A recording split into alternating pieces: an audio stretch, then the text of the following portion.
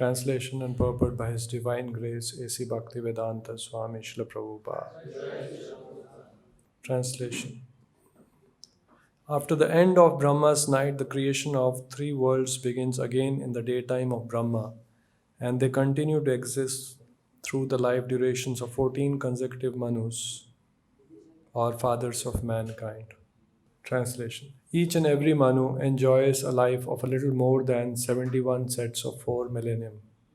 Purport. At the end of the life of each Manu, there are shorter dissolutions also. Purport. The duration of life of a Manu comprises 71 sets of 4 millenniums, as described in the Vishnu Purana.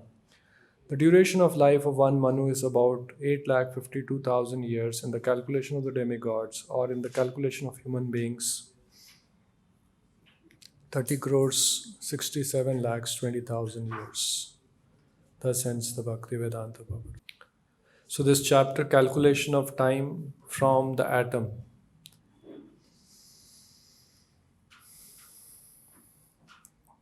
So in this chapter we are seeing how in Bhagavatam very specific details are being given about this creation, about the time, duration of creation, different kinds of dissolutions.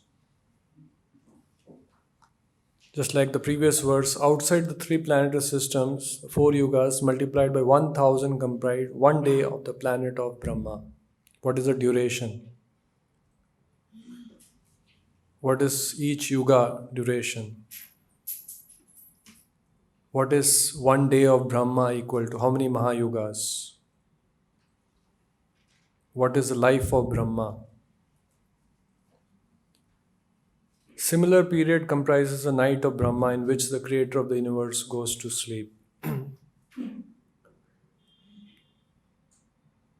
If we analyze,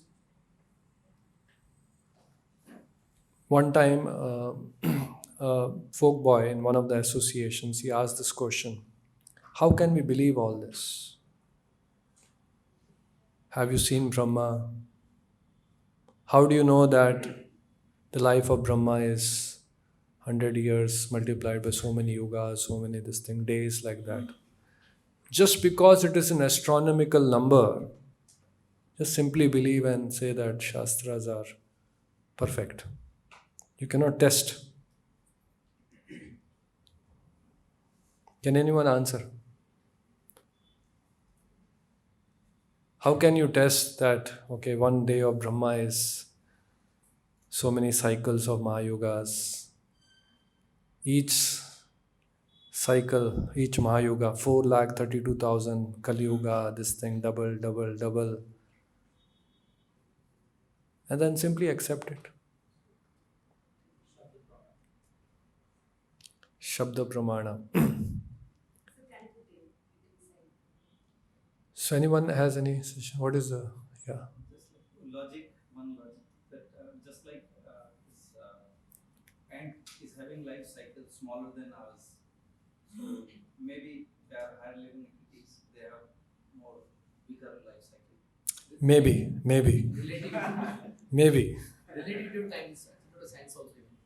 No, I'm saying, how can we validate that this information is correct? Are we blindly believing that Brahma is there, his life is there?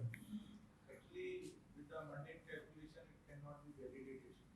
And we have to come to the understanding that we have to believe it. For that, there is a process. First, some portion of the Vedic literature. If somebody puts faith, and that can be validated from with our senses, then with that faith, what kind of validation will happen?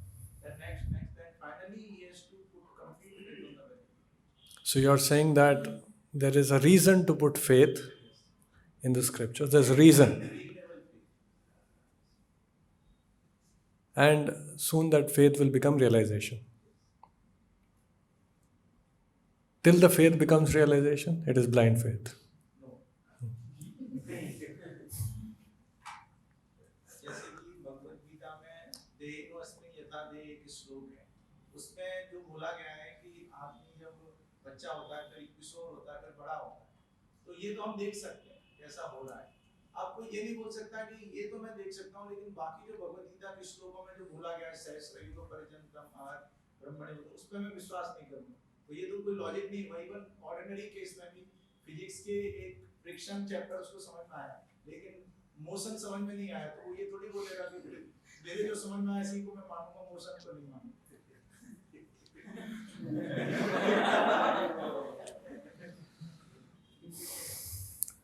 So,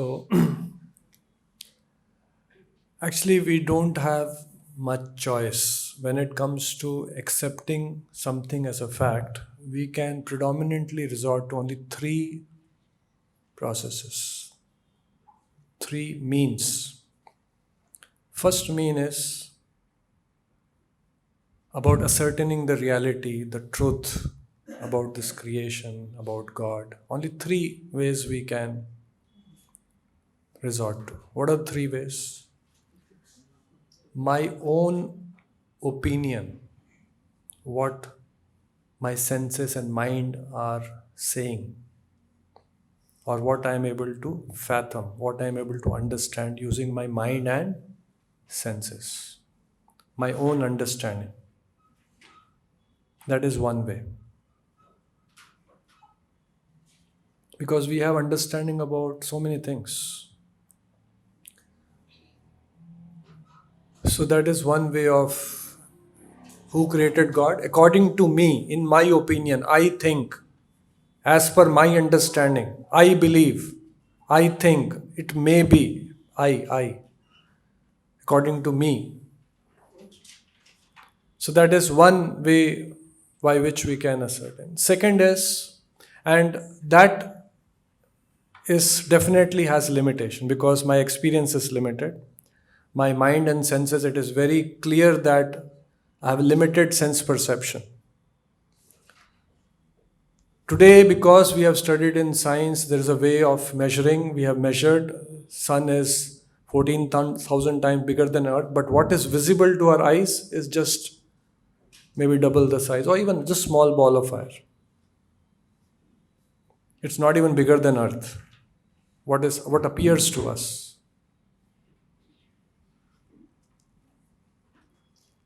So we know from various reasons, just like that 6 blind men touching the elephant. One says, touching the tail, one touching the ear, it's a fan, touching the leg, it's a wall. Different people, according to their perception, according to their understanding, coming to different conclusion about what an elephant is. And we all know our senses are limited. They're prone to mistakes. We have limited sense perception. We make mistakes. So that we cannot fully rely on. Man at one time believed that Earth is flat. So it changed. Man at one time believed. So that is one thing. Mind and senses, my opinion, my understanding, my thinking. What my mind says. That is one thing. Second thing is what science says, because we are living in a world of science. We all are students of science. It is very permeating in our life. Morning to evening, a lot of things which we are doing are products of science. We are taught science. We interact with others using gadgets which are given by science. We have faith in science. Many scientific discoveries have, in one sense, improved our lives. So a lot of people have faith. So what the science says about the world.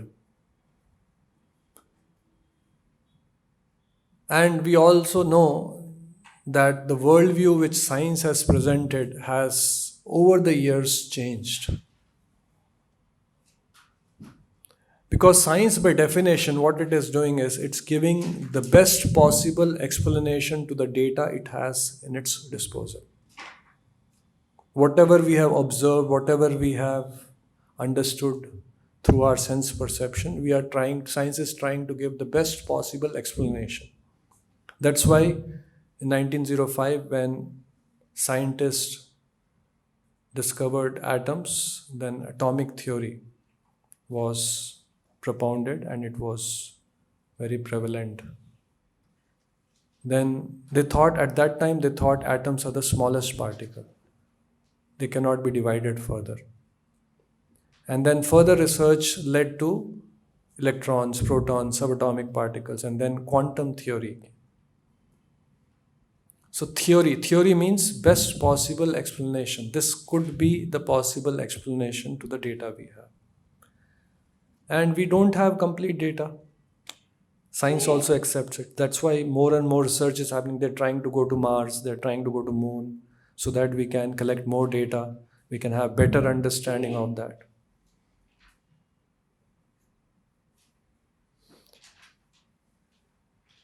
So because of not having complete data and science predominantly being data driven, explanation of the data which we have, it has limitations.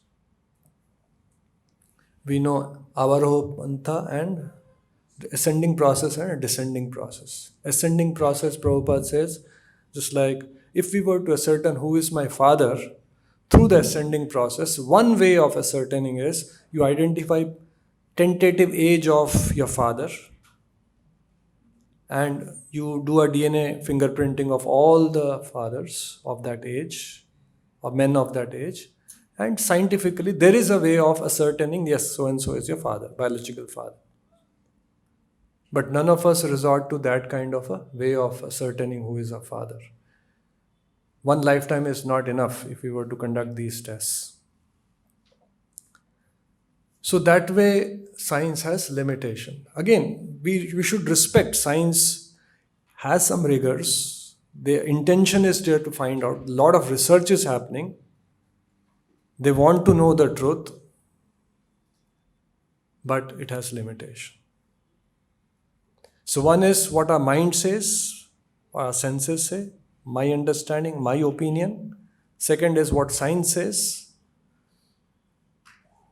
The third is what Shastras say. There is no fourth way of finding the truth. So mind and experience we cannot rely on. Science, with all good intentions, has limitations. What is the option left? Scriptures. And why we have to believe? Then what Krishna Prabhu says, all that applies. That you see Bhagavad Gita, everything in this world is changing and changing very fast. I don't know, some of you have seen pagers. Pagers, you've seen pagers? When there was no mobiles, for some time, people had pagers. If you have to communicate message, they would have something tagged here. Just like SMS, you get beep, beep, beep, beep, it will come and you can get message. So it was a big thing. A person is traveling and you can send a message to him. Before that, it was only landline. And it has happened in our life. 1990s, 95, it was just landline. 95, 98, the pagers came. Before 90s, it was all Walkman and this thing. There was no MP3 player. We have seen in our life so many changes. Pagers, most of you don't even know. It's a big thing. When you're moving, you can send a message to somebody. And then the mobile came. So things are changing so fast. Models. If you're holding a mobile, after 3 years, you feel, change karna bhi hai. It is, apps are not loading. It's become very slow. It is outdated. Things are changing so fast. Knowledge is changing. More and more research is happening. More and more, things are coming forth. Old body of knowledge is getting outdated. But you see, Bhagavad Gita, with all the changes, nobody can say one statement, this, now we have proved it is wrong. It is consistent. It explains all observed phenomena consistently. It has stood the test of time. The more things change, the more we find the knowledge of Bhagavad Gita relevant, कई बार लगता है ना कि Bhagavad Gita it's all पुराने जमाने का, outdated. All the more we find it is relevant in present times. That's why the Shastra is called Veda Vakya. It's an evidence because it has stood the test of time. Things don't change. See how precisely it is mentioned here. What is the length? What is the duration of Brahma? What is the... So we should also not have any feeling that, okay, just Shastra is saying, I have faith in Shastra, so I accept it. Tene Brahma Hriday Adi Kave, the Lord who is the supreme creator, the most knowledgeable, the entire knowledge about this creation, the purpose of creation, why it's being created, who we are, what is our relationship with Him. Everything is given. And we also see, just like Prabhu said, when we practice this knowledge, many of the so-called things which we were initially of faith, it becomes pratyaksha avagamam, susukum kartum avyayam. It becomes pratyaksha. It becomes evident. It's no longer a faith. I think I've shared with you once, I was having my elder brother. He is very intelligent materially, very well placed. So I was having discussion with him, and while I was trying to explain, at one point he said, what is the evidence there is life after death? Soul accepts another body. What is the evidence? Since I have taken many yoga for happiness, secret of success sessions and presentations, very nice. So a lot of good logics are there. How the soul is there, how it changes bodies, and a lot of... So all logic I gave. I gave that, I knowing that he will believe science. I said, Jan Stevenson, there is a person who has done research. He's written a book, 20 Lives of Suggestive Reincarnation, Many Lives, Many Masters. Some book names I gave. But still, he said, no, it's a belief. Then I gave example of some people who remember their past life. He says, that possibility is there. But it is not an evidence. What I'm trying to say is, what is very pratyaksha for us, is evident for us. The soul is there, it will change the body, next life, we'll get another body. A bhakta in ISKCON is very convinced about it. He doesn't have a doubt that soul exists. Actually, that understanding is not evident to big scholars, to big Nobel laureates.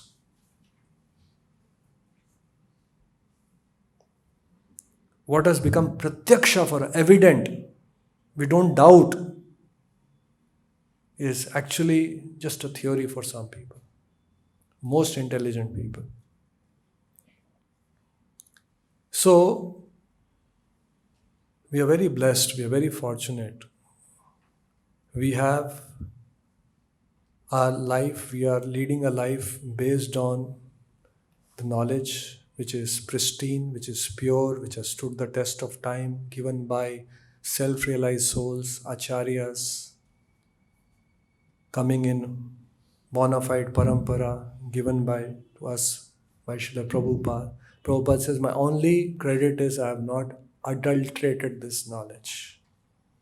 I have given it as it is, I passed on as it is. That's my only credit. So we are getting that knowledge and we are trying to lead our lives basis this knowledge. So here in this today's words it says, at the end of Brahma's night, the creation of three worlds begins again, the daytime of Brahma, and then continue to exist through the life durations of 14 consecutive Manus, or the father of mankind. So Prabhupada in the purport mentions at the end of life of each Manu, there are shorter dissolutions also. So there are three kinds of pralaya. What are three pralayas? One is at the end of day of Brahma. Before that? So at the end of each Manu also there is a pralaya. At the end of life of each Manu, 14 Manus in the day of Brahma, there is shorter dissolutions also. mini pralaya, micro pralaya. And then at the day of Brahma, and then final devastation at the end of life of Brahma. Each and every Manu enjoys a life of a little more than 71 sets of 4 millenniums. 71, little more than 71 is one Manu. Multiplied by 14 is equal to 1000. 1000 cycles of 4 yugas is 1 day of Brahma. So, the duration of life of Manu comprises 71 sets of 4 millenniums as described in the Vishnu Purana. The duration of life of one Manu is about, anyone? What is the life of one Manu?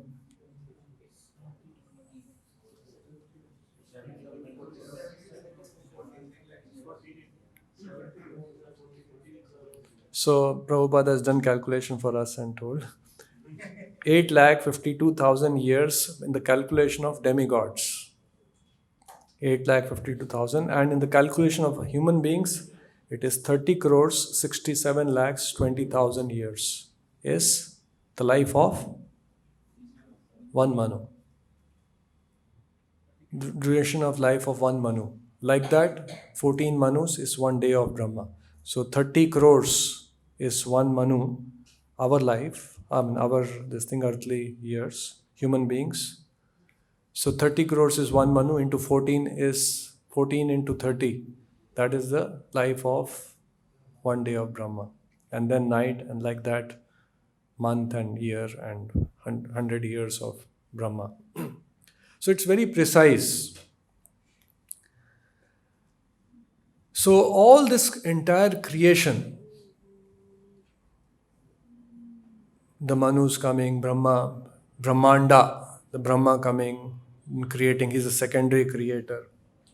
All this is being done by the Supreme Lord, the Supreme Creator, the Supreme Enjoyer, Lord Sri Krishna. And the entire creation, it's very difficult for us to even imagine the entire gigantic creation with billions and billions of Jivatmas is all meant for the pleasure of the Lord.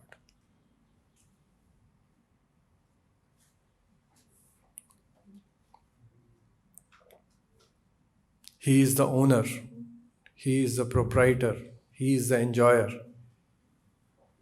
And we living entities, rebellious living entities, when we want to become the owner, we want to become the enjoyers, we want to become the proprietor, we come in this material world and come under the influence of illusion, Maya. Because only in illusion we can think that we are the controllers. Only in illusion we can think that we are the enjoyers. In Bombay, very close to where we stay, there is an ice cream shop. And it is very popular. The place where we stay, a lot of students stay. So, and Bombay doesn't have very big winters. So throughout the year, ice cream, good sales. So a lot of students come and, they are always, you can see in the shop, people buying ice cream, someone standing outside, there's some benches, they sit there, they eat. And there are 3-4 counter boys. They also work in shift. This shop opens quite early and till 12 in the night, 1 in the night, so on.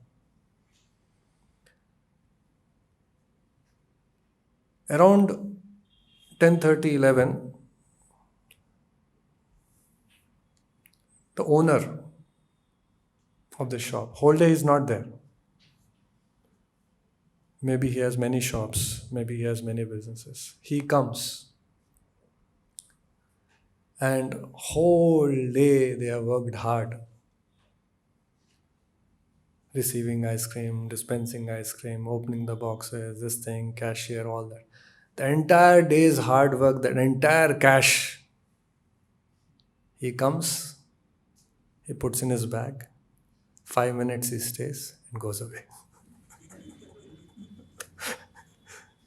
So one day I was thinking, whole day these people are working And then he comes for 5 minutes, he just collects the thing, just sees how they have accounted the whole thing and takes away the whole thing. It looks unfair, yes? Quite unfair. They have worked hard the whole day, and this person, and for what? Money. If somebody comes and says, I will not give money, they will not give ice cream. And the entire money, the Hare's collection, he just takes it away with him. It looks unfair. So likewise, when people say the entire creation is meant for the enjoyment of the Lord, looks unfair. We are meant for giving pleasure to the Lord. Lord is the enjoyer. Do you mean that we should not enjoy? Now imagine that the delivery boy or the person who is in the counter, he says, no, we should not enjoy this guy. If he puts 100 rupee note in his pocket from that entire collection, other than what is his due salary, he is called a thief. He puts 100 rupee note from that collection, what has happened by selling ice cream throughout the day, he is called a thief. He is meant to operate, do his duty, and the enjoyer is the owner. And if the owner comes and collects the cash, nobody rebels. That ice cream boy or something, they say, yes, this is fair. Because he is the owner. He is the owner, he has the right. From that cash, whatever our due salary is there, we'll get it at the end of the month. Or whatever incentives we have. Nobody sees that there is unfairness in this because this is how he is the owner. Shop is his, investment is his. So likewise, Krishna is the owner. Because he is the owner, everything belongs to him, everything is created by him, including us, including our bodies, including all the ingredients. He is the enjoyer. That's why Krishna in the Gita says, Bhoktaram Yagpasam, Sarvaloka Maheshwaram, I am the owner of everything. And Suhridam Sarvabhutanam Jnatva Mam Shantim Rachati. If these ice cream boys collect the whole day and very diligently give that money to the owner in the night, Shantim Rachati, they will be peaceful. If they rebel, why I should give? Or if they don't give, Ashantim, they'll not be peaceful. So this is, Krishna says, everyone is looking for peace. Everyone is looking for happiness. Krishna is saying there is a peace formula. Bhoktaram, he is the enjoyer. Everything is created for his pleasure. He is the owner. He is the proprietor. He is the enjoyer. And we conditioned souls have come here, Ichcha Dvesha Samuthena Dvanda Mohena Bharata. We don't want to accept that. We have come here to become the controllers. We have come here to become the enjoyers. And that's what the problem is. And this whole spiritual life is all about how we can get purified, how we can get reformed, how we can come to our senses, how we can come to the realization, yes, Krishna is the supreme, Krishna is the owner. That is the process of purification which we all are doing. And this is what? The words of self-realized souls, scriptures. Man mana bhav mad bhakto madhyaji mam namasko. Think of me, become my devotee, offer obeisances to me. So when we follow this bona fide authorized process, you see, if we all say, we all think that we are the controllers, we are the proprietor. Actually, if you see, we don't even have control over our own bodies. Even big people, they don't have control over their blood pressure.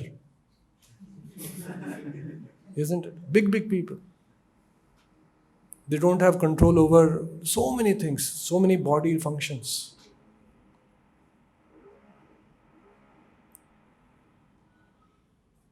One person had written nameplate outside. I am the proprietor of this house.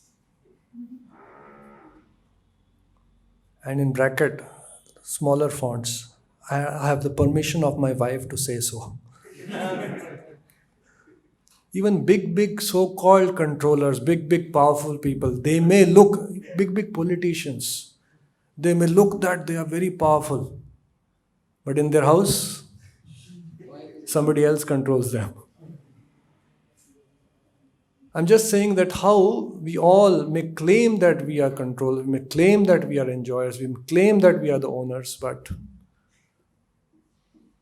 it's all illusion. When we come to our senses, when we, by the mercy of a pure devotee, jnana, vairagya comes automatically, detachment comes, realization comes, humility comes. So we'll stop today. Anyone has any question based on what we asked? 2 minutes.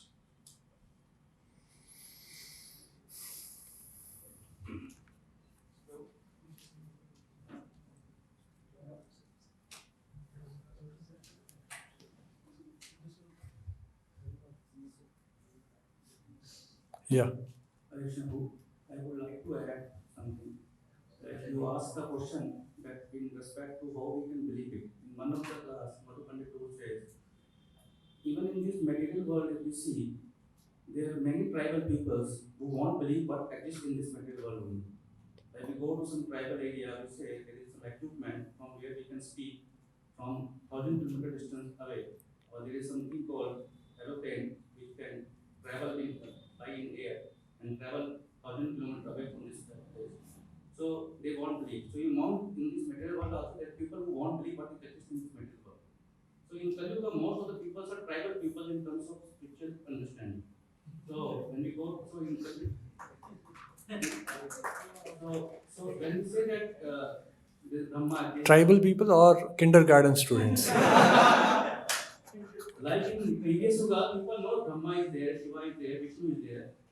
Even the Asuras know that Brahma is there, Shiva is there. In Kali Yuga, people don't believe that that demigods exist. Yeah. So what to speak of this explanation? Even the so-called asuras, just like we have Ravana, the best of asuras, they knew how to enjoy materially. And all this tapa, all this is taken care of nicely. Punya, sacrifices, they had that understanding. So present day asuras don't have that. And as a result, things are changing very fast. There's another example given that how the so-called fortune, just like when we board a bus, you're going from here to, let's say, Ajmer or someplace. During that journey, you will say it is my seat. Right? But very soon you get down, somebody else will board that bus and say, this is my seat. Right? So in today's world, people are they're claiming this is mine, but things are all in big flux. Properties, people come, go, everything is changing. Nothing is mine. It's all fleeting, it's all temporary. And as we heard in one of the classes, Prabhupada says, even to see this, to perceive this, you require some mercy. You have to have the eyes. There was one death in Bangalore. We had gone to the hospital for post-mortem, collecting the body. And there the body after post-mortem had come, packed in all, whatever, sheets, strapped. And that day, when I saw that body, the face was visible. It was one devotee who had passed away. For next 2-3 hours, it was they call it a special kind of vairagya called Shamshan vairagya. It lasts for a few hours. So I was coming back and I was thinking, we're doing so many things, this contact, my this thing, that thing, so many, sometimes misunderstanding, fight. One day we'll also be lying there on that table. Somebody will open up everything and pack it back. So, I was thinking, what is this life all about? And then after one day again, back to normal. But one day there was definitely an impact of what I saw, the implication of that. Then I thought, the person who actually does postmortem, he must be a self-realized soul. Because for him, that Vairagya is eternal. Every day. But no. He will also have a girlfriend. He'll also have plans, हम ऐसा करेंगे, वैसा करेंगे. Because for that you require Divya Gyan. Jnana and then Vairagya. If that Divya Gyan is not there, realization is not there, you will see death right in front of your eyes, day after day, day after day. You will be in your family fighting with your wife, but you will tell your son, get married. Every day you're having fight. Every day there's a problem. But still he will not realize that, no, it is better if we can finish this lifetime, be a brahmachari. So, Divya Gyan, we are all very blessed. We should be thankful to Prabhupada. Because of that, we have some understanding of this world. Shri Prabhupada ki, Granth Raj Srimad Bhagavatam ki jai.